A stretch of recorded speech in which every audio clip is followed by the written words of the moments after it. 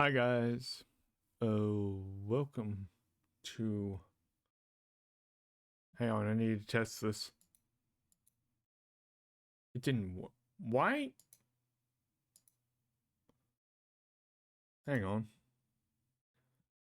Oh, I set it to the wrong bloody one. There we go.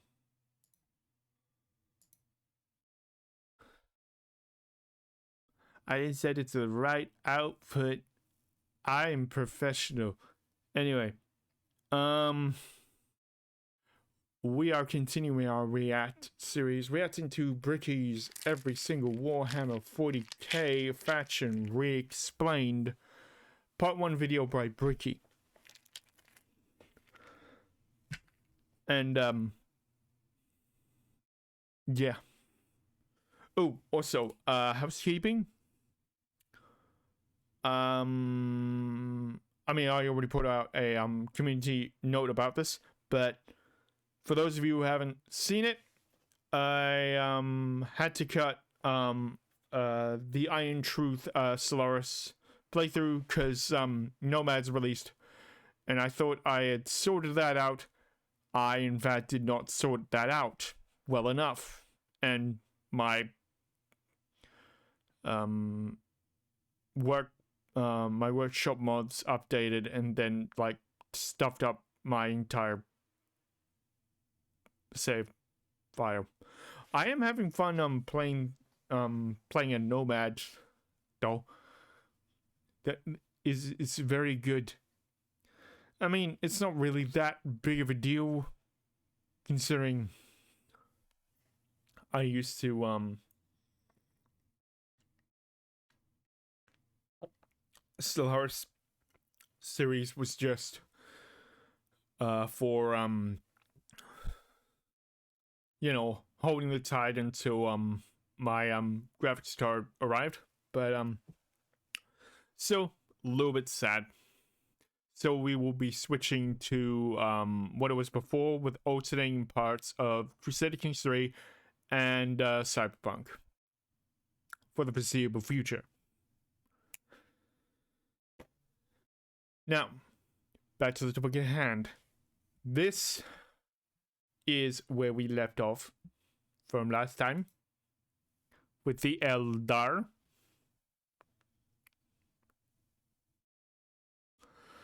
And yeah, if, you know, sit back, relax, get comfy, you know, chill out, grab your favorite snack, and let's enjoy this video together. Let's go. Oh, as usual, I will have this video linked in the description. Anyway, let's go. The Eldar are a race of pointed-eared humanoids that are all psychically attuned to the warp. If we're being meta here, these are space elves. And space elves ruled the galaxy in the time the Necrons went to sleep and humanity began to rise. The Eldar's empire was galaxy-wide and lasted for longer than any other galactic power that we know of. Their understanding of all things was exceptional. With every single one of them being psychers, they had the ability to master the warp and use. This is why I equate like the Eldar to be, technically, to me, who's like, you know, very much interested in like super advanced empires, like with if you've read Peter Hamilton, like that kind of sci-fi, like the kind of like the Foundation kind of like sci-fi where it's like massively super powerful space magic. That's basically what the Eldar actually are. They're, I mean, what they were before they got eaten, which you see in a second, before their fall, they were basically just like a civilization that could create literally anything and everything, which Bricky is now going to explain. use it to their advantage. See, being a psyker is gonna basically like being a turn wizard, this up. or I guess in this case it's more of a sorcerer, since you are born with the gifts as opposed to learning them. In order to utilize your psychic abilities, however, you must then reach into the other dimension, into the warp, into hell for that power. So if you were to say, cast Fireball, your mind would reach Fireball! Fireball! Magic missile! Anyway. into the warp, gather the strength to rewrite reality, to then cast Fireball. Now, you might think to yourself, doesn't that mean if you are opening up a power to the warp, you may create a lot of risk to yourself because of all the horrible things we just talked about in the warp? For that reaction, 1, go to his original video, and then 2, go to my original video where I reacted to the first part leading up to this. Yep. Yes. Yes. However, in Warhammer 40K, willpower is a real Winged Hussar, Winged Hussar reference. Fucking love those guys. tangible thing, in the sense that in its own right, it can be weaponized. Being strong of will means being strong of soul, and being strong of soul means you can resist the pull of the warp that much more. A more inexperienced psyker opens up a hole into the warp that is large, and that hole widens to get more power, allowing evil things to get in. A powerful psyker is able to open a very small hole, but with immense force to get this. I do like I like to think of this as like energy draw. It's like amperage, like current draw versus current flow. I mean, sorry. Current flow is fuck. Shit, I can't remember. I used to know this. Ah, shit. Hang on. Oh, love that. Hang on, Bricky. This is important. This is important. Fuck it. Was it Ohm's law? This is essential. Hang on. Yeah, relationship between lower current and thing. Yeah, they're directly proportional to the voltage across 2 points. Constant relation of proportionality and resistance. Yeah. Okay, this is not exactly what I wanted.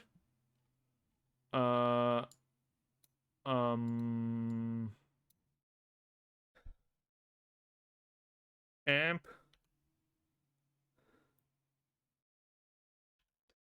Volt. And what relationship? I thought that was the name of it.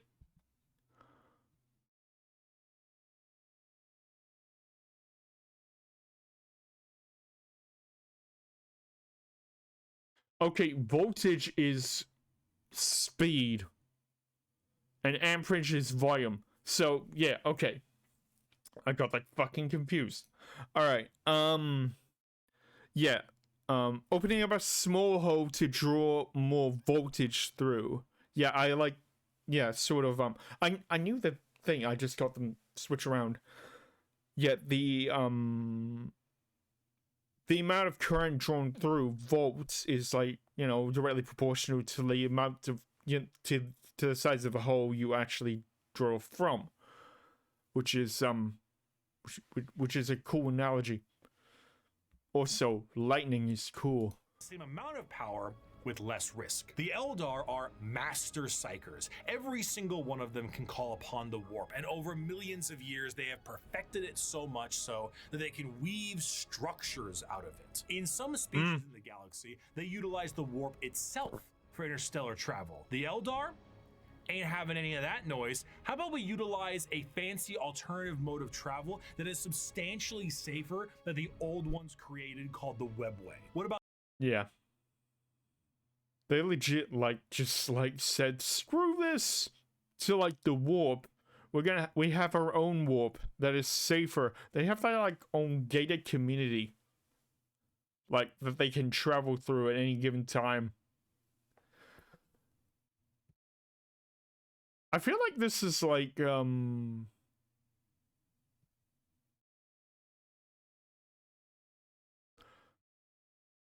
this is like the weird thing about warp, like Warhammer calling this the warp, because I never really like warp I always equate with like Star Trek. Like it's actually warping of like space time itself. Whereas with hyperspace, it's like literally jumping to a different dimension as what the warp is described as. So technically speaking, it shouldn't be called that.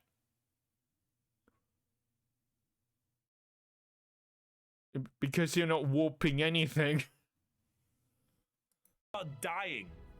It's just me. I know. Miss me with that. We no longer age. And if we do, we can just be reborn like that. Food, water, materials, we make things out of distilled warp essence itself. See what I mean about like being like super powerful, super like yeah, they're basically like a super ancient, not super ancient, super yeah, they're just basically super advanced. They're like tier, wouldn't even be tier 2 or 3 of the Carter Chef scale. Actually, it probably would be like up to maybe tier 3 if they got rid of like all the other races and they weren't eaten, which I keep on referencing. This is gonna come up later, but like yeah, if they were at their peak, they probably were like a type 3 civilization if they hadn't, you know, screwed themselves up. We sing unreality into cathedrals to dine in. What truly could the Eldari Empire possibly fear? Themselves. The Eldari Empire's biggest fear was themselves. Society so perfect they wanted for naught, and this led them down dark and dangerous paths. When the Very base dark functions of society are no longer a problem for you, you tend to experiments. Perhaps the medium rare steak on your plate would be better if it was elf meat. I'm not saying we should make cannibalism legal, but like, what's the issue with a little taste? Violent sports is one thing, but how come we don't do sports to the death? I mean, wait, what was that? Hang on. One thing, but how come we don't do sports to the death? Blood Bowl. Not this one though. That's different. Elves aren't cool nor dumb enough for football. I mean, I'm just saying, like, if both participants are willing and clear about it. I mean, to be fair, I have seen like the Blood Bowl games like in like stores. I just never picked them up because I just thought the premise was too goddamn ridiculous. Like, what really is the problem there, you know? Art is in the eye of the viewer, and what is considered art is completely up to the concept of one's own interest. Yeah, true. Exactly. I mean, sticking a banana to a freaking wall and having that being called art.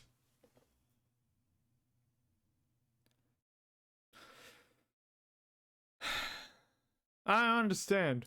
Canvas adorned with the blood of a man wronged is truly the visual poetry that our society needs. Hedonism, with a slow and consistent hedonism, the Eldar slid backwards into debauchery of the sort I cannot discuss on this YouTube video. Murder on stage, delicacies and drugs distilled from one another, the trade of slaves and concubines. I'm sorry, but like killing you know, often people on stage. I'm always reminded of I mean, going back to Cyberpunk, Lizzie Wizzy. That's how she got her like chromed out body. She legit died during one of her concerts, and the concert was left on hold while she converted her doctors converted her body into like the chromed out prosthesis that she like wears today. And she just like when it was done, she just got like wheeled out and just like broke out into her own like new song. Like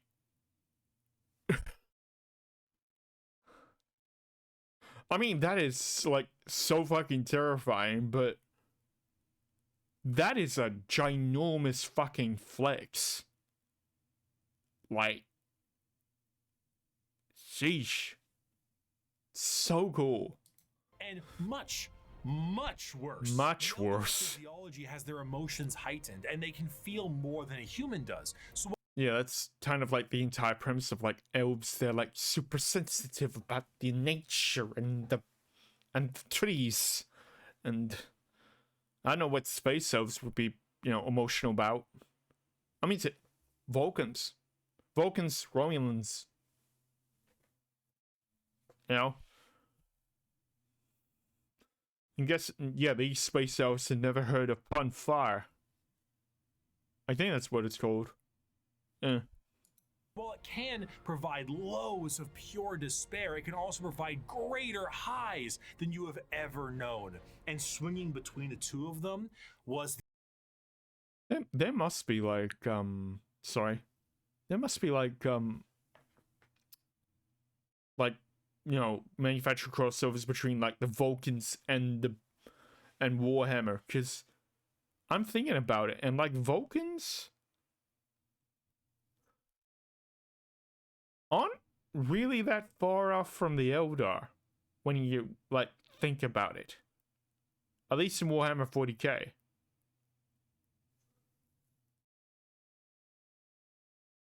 Huh.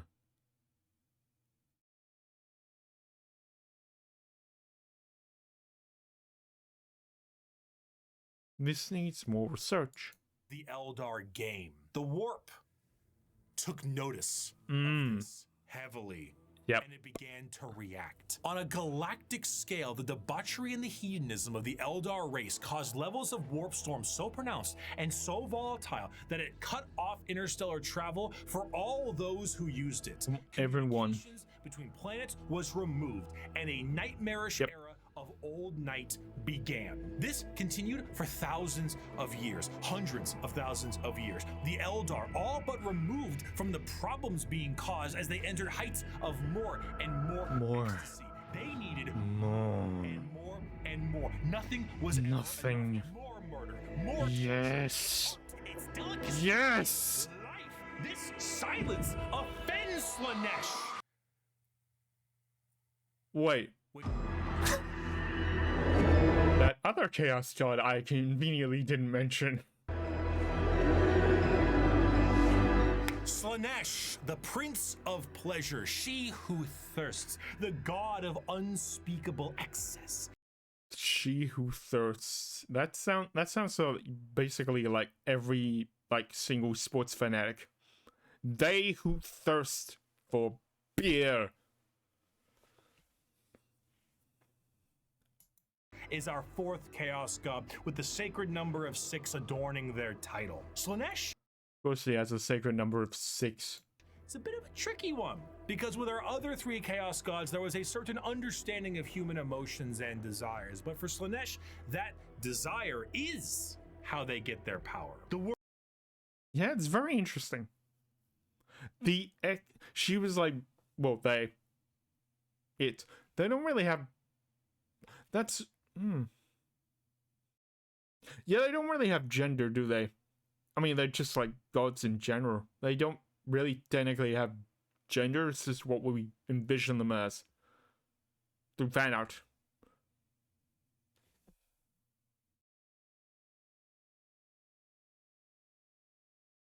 Okay, that's wild.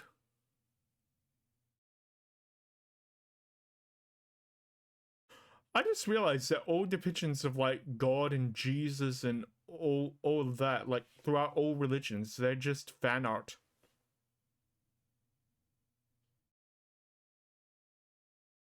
like collective interpretation of fan art.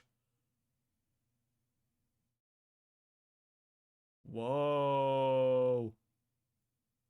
That's wild. Words to be used would be decadence, pleasure, perfection, passion, excess, and many others. The pursuit of more. The want to do more, experience more, become more. That's what Drive. Power. In many ways, this might be my favorite. I mean, everyone always like equates this one to just like sex. Sure, that's part of it, but it's just excess of everything. Drive in wanting more of anything and everything. Like, you know, strive to do better in like art. Like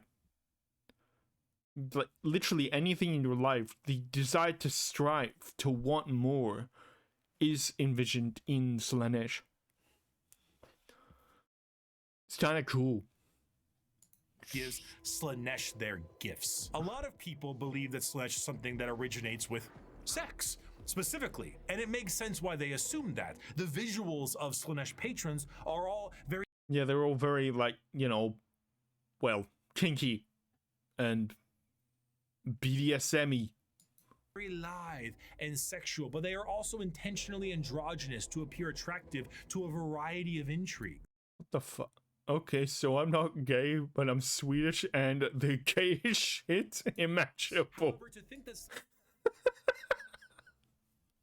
What the fuck? Slaanesh specifically derives from sex would be mistaken. While it is true that a lot The mytho-consensual sex. I consent. Do tricks on it, do tricks on it, do tricks on it. of humanity's actions can relate to getting laid, and Okay, the editor fucking nailed it in this one. Slaanesh is the dark prince of desire. It's more on the lines of feeling an excess of an emotion. It is excessive touch and scent and desire, and a lot of that has to do with sex. That's why it looks like sex, but it's more... Okay, also, I forgot to do friggin' captions. More than just that. A patron of the arts may feel... Actually, I'll go back a little bit, just so you can... Is the dark prince of desire. There we go. It's more on the lines of feeling an excess of an emotion. It is excessive touch and scent and desire, and a lot of that has to do with sex. That's why it looks like sex, but it's more than just that. A patron of the arts may feed Slaanesh, one that aspires to become the perfect chef or master of their craft, and the sheer pursuit of that alone will feed Slaanesh. Whiplash is Slaanesh's absolute favorite film. I do love Whiplash. I haven't watched it for ages, though. Videos where people beat Elden Ring on a day. Ooh. Another one is Crank. I do like Crank. It's good. Dance pad feeds Slaanesh. There are no two words in the English language more harmful than good job. But is there a line? No, man, no. This also moves into the concept of feeling. Sensation is a majorly Slaanesh-coded thing. It might start off feeling good, but then you get to play around a little bit, you know? You play with a little bit of pain. Light pain might not be enough, so you might want more. Or inflicting the pain could be your jam. Music can increase to volumes that may hurt your ears, and even then that might not be enough. What the freak is this? More. You must have more. Many Yeah, it's a desire for more. Many Yeah. of the disciples of Slaanesh carry a demonic form in their lithe grace. The Keeper of Secrets is his chosen envoy, and their movements are a blur of dance and pain with an aura all the more fatal. They dance and sing, but there's always a form of malice behind every action they take. An alluring gaze that will pull you in right before the demonic entity can crush you in that grip. You know what popped into my head while he was explaining that? Tai Chi.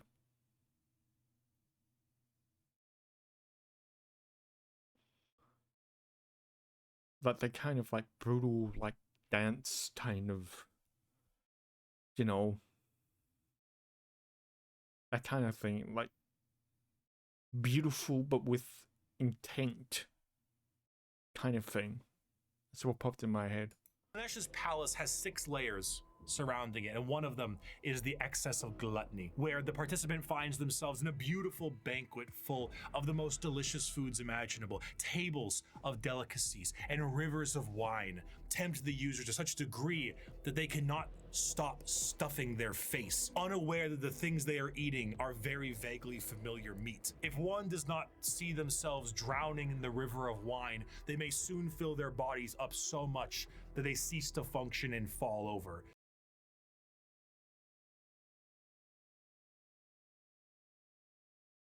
So it's like this, the 7 deadly sins, right?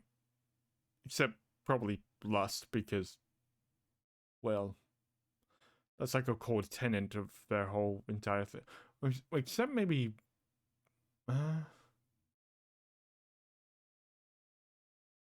shit, yeah, he said 6, didn't he? So, what is the one that Slaanesh emits? Gluttony's, you know, obviously a thing. Envy would be one, because it's the desire for something else that your neighbor has.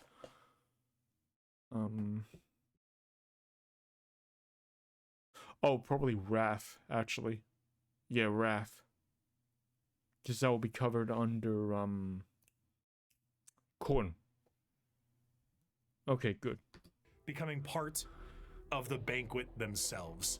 That is one of the 6 layers of Slaanesh's palace. This was the ecstasy that the Eldar civilization indulged in for millennia, and did so at a monumental scale that they created a god from it. I was about to say made flesh, but that gods don't have flesh. Manifest, probably, yeah. Find pleasure in every moment. Indulge in every whim. Let lesser races feel the burden of their crude lives. We are beyond such concerns or worries. Every power is ours to use. Every sensation ours to experience. We are truly masters of the galaxy, and all others exist only to satisfy our curiosities. We have earned our position of power. Let us forever taste the fruits of such achievement. Time itself is ours to command. We are eternal.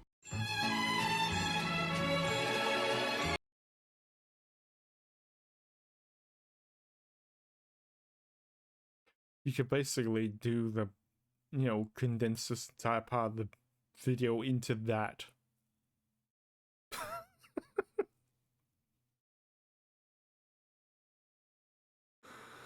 They gooned too close to the sun, and now they reap the consequences. With the birth of Slaanesh, the Eldari Empire ceased to be.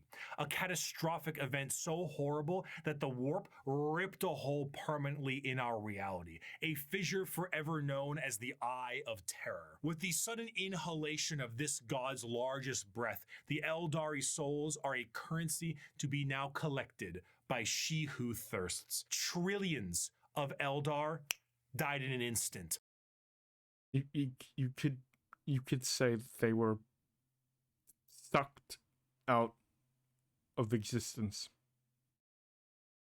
I will not apologize. It was right there.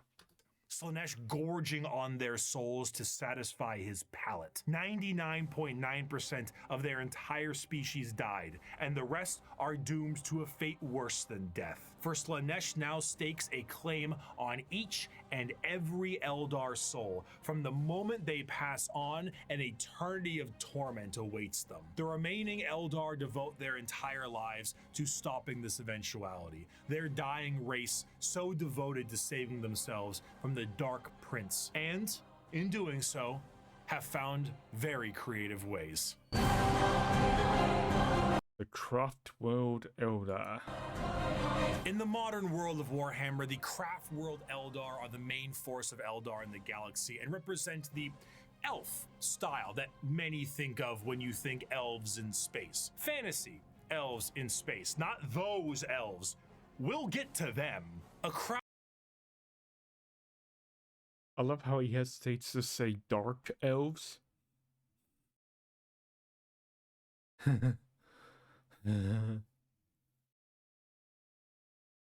Actually, speaking of Minthara, I need to I've been thinking of diving back into Baldur's Gate 3. But it's just been very hard trying to get it to work on Bazai. So I need to work that out. Also work out how to get mods inside it. Although that's actually pretty simple considering they have mods inside the freaking executable of the game, so you can access it. It's nice.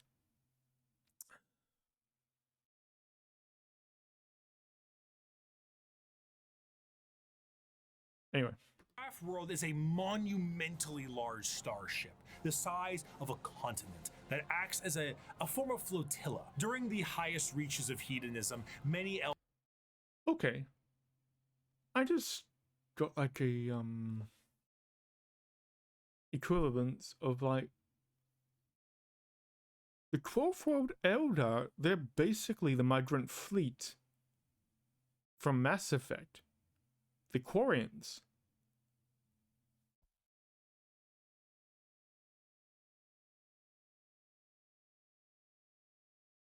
Well, they're like the Quarians if, like, you know, their technology was like, you know, millions of years more advanced. And also weren't modeled after gypsies. Like Romani peoples. Which I only just realized, like, you know, a few years ago. So, yeah. Eldar saw the demonic writing on the wall and began to try and seek asylum from their own debauchery. Those Eldar left on monumental craft worlds into the far reaches of the galaxy and saved themselves from Slaanesh's awakening. The main thing the craft world Eldar seek is to temper their minds and bodies in a way that will never allow them to slide back into their old ways. Yeah, the similarities between this and the Vulcans are very, very similar. Because that's essentially what the Vulcans actually did. That's why the Vulcans and the Romulans exist. There was like a schism where like the ones that wanted to embrace like, you know, more base emotions left with the Romulans, and the Vulcans stay behind to, you know, temper their like, you know, innate emotions and, you know, quote unquote civilize themselves. I may be getting like some of the parts wrong. I haven't like really seen most of Star Trek.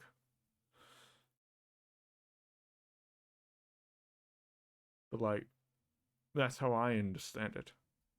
I may be wrong. The representation they carry is that of a more feudal Japanese motif. Eldar follow paths as they age, the path of the warrior, the seer, the poet, the... Huh. That's kind of sick. So that's elf samurai. Well, not samurai. Just...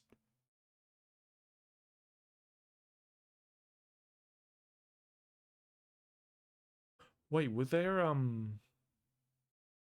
there fleets, like, commanded by families? If so, that that'll be interesting. Diplomat, the Bone Singer, The Bone Singer? and so on. These paths are a strict code of conduct to hone the heightened Eldar psychology down a school of thought and action. And if it's I'm sorry, but we've probably all seen this, but like the art, the Warhammer art, like the official art, is so fucking cool. I'm not thinking I should just go have a search for and like put it into my Warhammer my wallpaper rotation. Is that good? sounds a hell of a lot like Bushido, well, you're damn right. Here's a medal and a soul stone. Don't lose it or an eternity of torment awaits you. Going through these paths will allow you to take up not just a role in Eldar society, but keep your mind clear from the past worries that plagued them. Every Eldar is technically a psyker, however, very few of them actually utilize their psychic powers for fear of tempting she who thirsts. A large amount of emphasis is also put on ancestors of the Eldar and learning from them the farther you go down a path. This can sometimes be seen by the large variety of jewels adoring the armor of Eldar. Those are called soul stones, the biggest middle finger to Slaanesh they can think of. See, when an Eldar A little bit of sprinkling of Elder Scrolls in there. Soul Stone, Soul Gem. dies, these stones act as a backup, and instead of their souls going to Slaanesh, they are then trapped and stored in this little stone. So when the Eldar say they commune with their ancestors, they mean so very literally, as the spirit and soul of generations before them are stored here. Often, larger structures may contain vast amounts of soul stones, such as the Infinity Circuit in the craft world itself, allowing the souls of the dead to help power their enormous starship. The young It's kind of badass, though. do not desire the discipline of the path, but rather their curiosity drives them to try every fruit from the tree. Thus, it is that so many take the path of wandering or the path of damnation in their first years of adulthood. Path of Wandering definitely sounds more like the pilgrimage that Tali took on. It's very similar. And so, the great tragedy of our kind is played out again and again as the number of our people shrink from generation to generation. These paths, when completed, allow an Eldar to move to the next one, then the next one. However, since this is the grim darkness of the world, many of these paths rely on combat. The Eldar actually had gods at one point. Oh. Cain, Vol, Isha, Azaryan, and so on.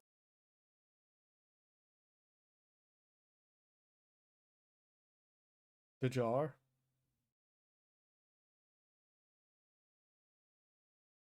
Why is there a jar?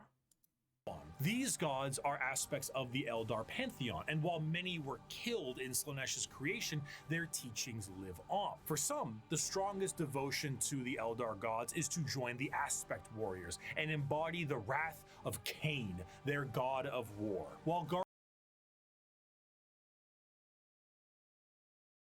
A little bit of spanking of D&D in there. I'm pretty sure there's a god Cain in there. Wait, is it Cain or is it something else? It's something starting with C. Shit, I don't know. Guardians of the Eldar craft worlds are more akin to a trained militia. The Aspect Warriors embody a particular variant of the path. Each are led by a Phoenix Lord, a name passed down from generations and embodying the souls of prior Phoenix Lords with each new one. The Howling Banshees, led by Jane's. Oh, so it's just like the Avatar. Like, or like, if you're anime minded, probably like, what is it, the Hokage? Tsar, Fugen and his fire. I've never seen like Naruto or like any of the classic like anime series. I only like recently got into anime, like during COVID. I mean, I was interested in like back when I was a kid, but I didn't call it anime. I just called it a different kind of cartoon. I was doing like country WA. What do you expect? Air dragons, Baharoth in his swooping hawks, or Malgan Ra in his dark reapers. Each aspect shrine carries with it the Eldar way of war. Fast, hard-hitting, and incredibly tricksy, for they do not have the numbers to fight in any other way. The Craftworld Eldar show how mangled an empire can be by their own actions. They once ruled the galaxy in an honest, non-hyperbolic way, but in the end, they were bested by themselves, and their most prominent remnants are forced to drift aimlessly through the galaxy, trying to save their species from extinction and resist the temptations of she who thirsts. But Kind of vulnerable when you think about it. Just like civilization on the run, just trying to stave off the doom that they themselves created. It's kind of cool. for some, the party, it's just beginning. Jukali. Deep within the webway is the city of Kamara. This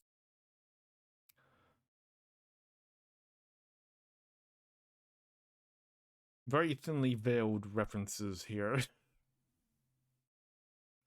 Kamara. Gamara.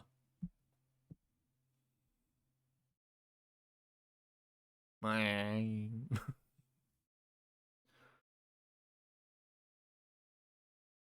dark city once existed as a port in the webway that allowed for ease of transport for the Eldar between its various domains. The significance of this city meant that it needed to be a bit more of a neutral territory outside of the jurisdiction of general Eldar law, and therefore Oh, so it's like like Omega and like Mass Effect.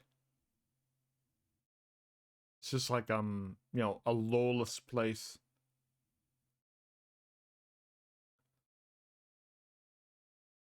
You know, designed for like people who want to get like your rocks off.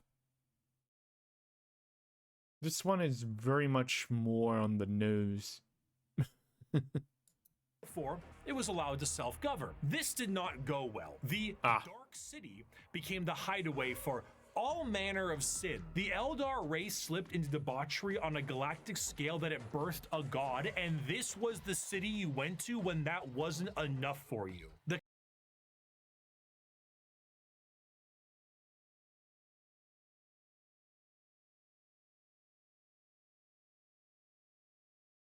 I think Komara, aka Gomorrah, is not a strong enough name for this place then.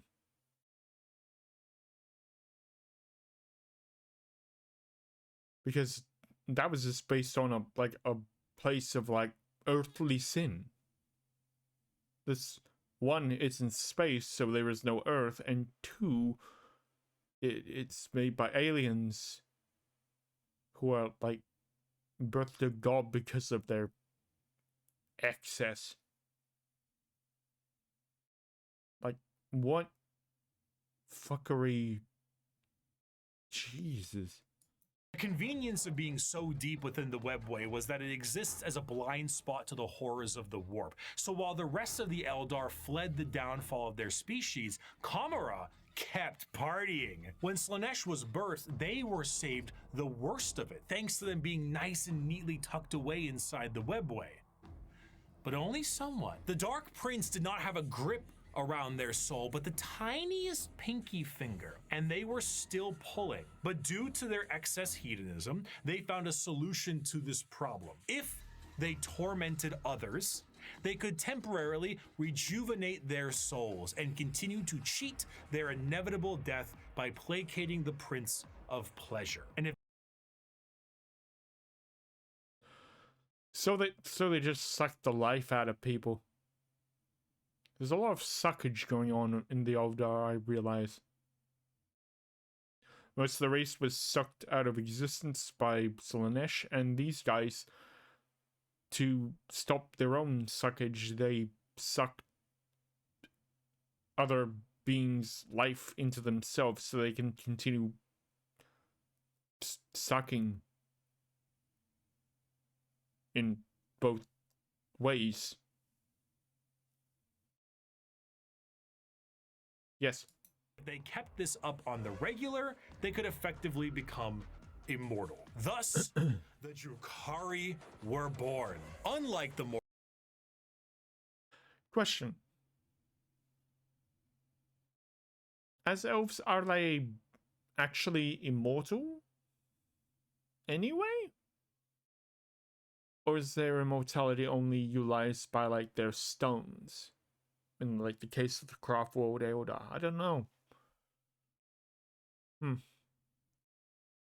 more stoic elves you see in works of fiction, the Drukhari themselves exist as a sort of analog of the more grim and fiendish elves you find in Norse and European mythology. The Drukhari are soul vampires, but the more basic means to feed are hardly enough to keep them going. This desire to feed is known as the thirst, and to quench it effectively, they have mastered the art of biotechnology and dark sciences to really juice themselves up on the crispy soul sprite from the vending machine called the Galaxy. So basically necromancy. This is what it sounds like.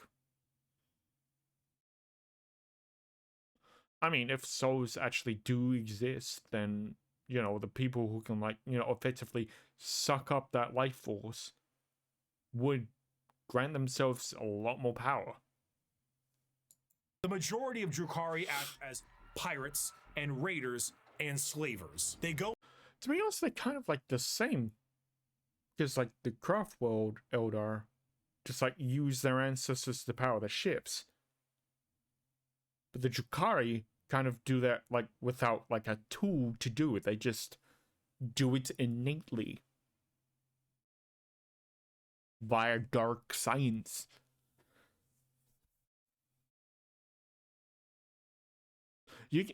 World building is pretty damn cohesive.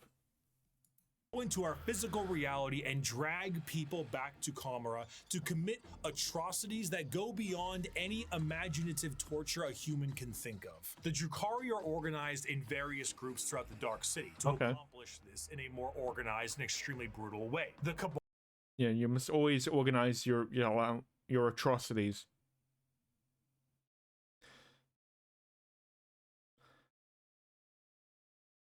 Yes, organization is key. I was about to insert a joke about World War II, but I decided not to say anything.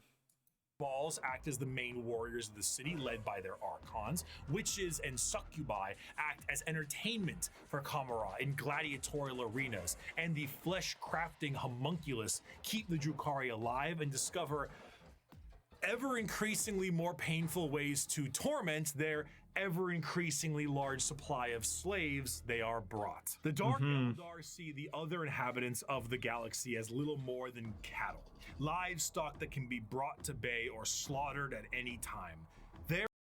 You know what's kind of fucked? You can do some of this in Stellaris. I mean, I haven't done it on this channel, but you can designate sapient life forms as foodstuffs if you want. Or you can play like the New Wilderness empires and literally like use them as fertilizer for your like massive trees. Stellaris is PG, by the way. Their fodder, however, is not meat and muscle, but the anguish and despair of the weak. The Dark Eldar do indeed drink blood, but also tears, and most sustaining of all, the raw essence of pain they wring out of their captives. Ah, yes. The truth of the matter is that Drukhari sustain themselves on the suffering of others, not just... Holy shit, that is metal. I'm guessing those are spines coming out of his back that as tentacles. Yo. That is metal. Just morally, but physically. You can tell these were made in the 80s. The late 80s, right? Kamara is a city rife with backstabbing schemes and murder. It is Wait. Warhammer 40K and Cyberpunk were made at around the same time, I just realized. Like, late 80s. And they both explore similar themes, like grimdark and, like, you know, dystopia. It's very interesting. Huh.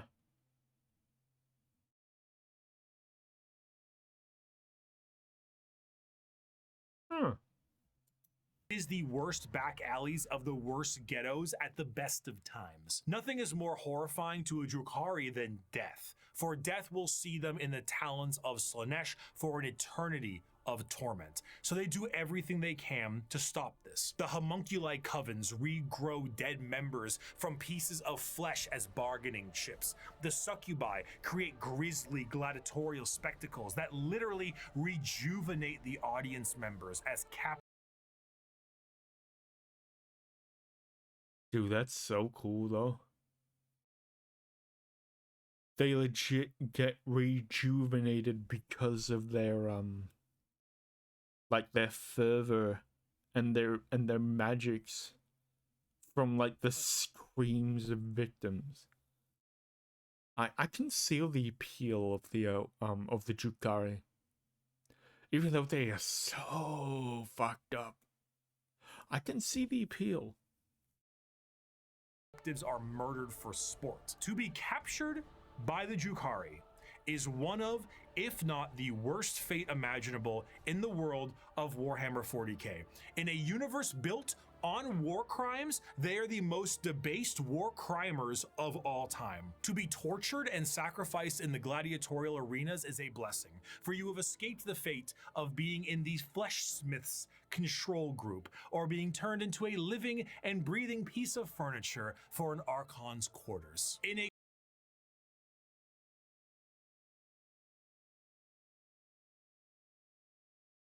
I thought Bone Singers was interesting. Flesh Smiths.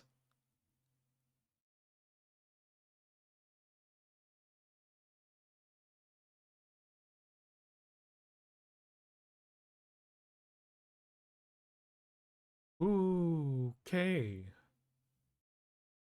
A cruel twist of fate, a newly born Drukhari does not arrive into this world loving torture.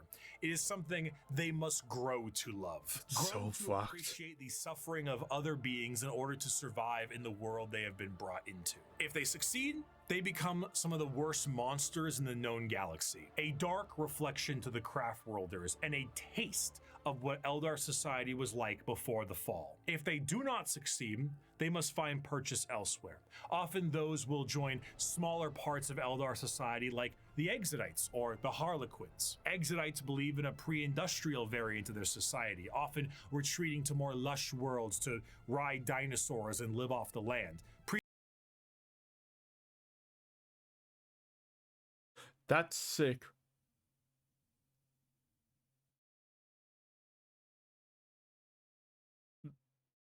Why haven't I heard about the dinosaurs? Prehistoric style that I would normally laugh at if they weren't riding dinosaurs like ballers. Yeah. The Harlequin dancing troupe are a subsect of Eldar that are more than just a little strange. A carnival of dancing jesters that serve the Eldar laughing god of Kegarak.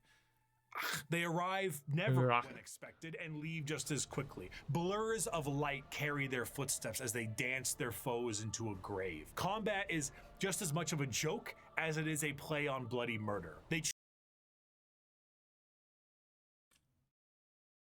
So they're just basically like Joker from Batman on steroids.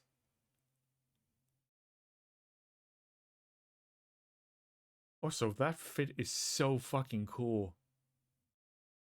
travel and aid The many moss other with the Eldar, cloak and the sometimes even shit. humanity, for reasons we can never understand. Perhaps one day we would have, were they not stripped of their army book and folded into the Eldari Codex. So I Ooh. suppose it'll have to stay a mystery, or maybe it was one of Kakarok's master plans to get back at She Who Thirsts and save their species. Who could know? Perhaps it was all a sick and practical joke to Kakarok, and he would just find it very funny to watch me fumble the discussion of one human on a tiny blue planet across the galaxy. Speaking of, Oh, speaking of, the Imperium of Man, my guys, humanity, for the Emperor. We finally get to my favorite faction. Which isn't really a faction. It's more... It's massive. As you can see, how massive it is. It is very massive. Imperial Guard, we're still in it. We're still in it. Oh, okay. Yeah. You know what? I might... It's only been an hour. Should I... You know what? I might do that. That is for... tomorrow. Well, not tomorrow. In a couple weeks. We shall continue with this and my favorite faction in a couple weeks. Now, next week, we shall implement the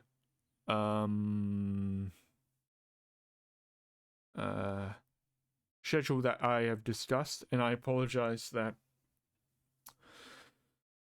again that the Iron Truth has been shut down.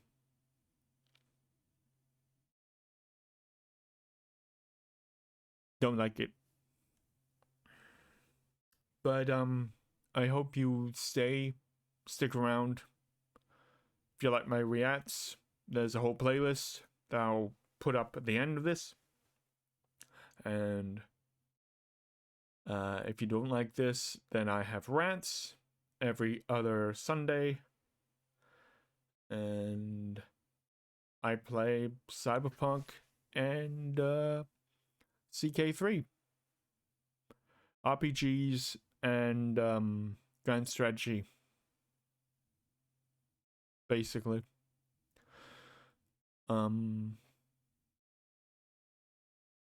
Yeah. Hope you enjoy. I will be back tomorrow with some CK3. Please like, share, and subscribe if you enjoy this kind of content.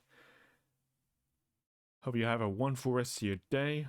I have been Purist, signing off.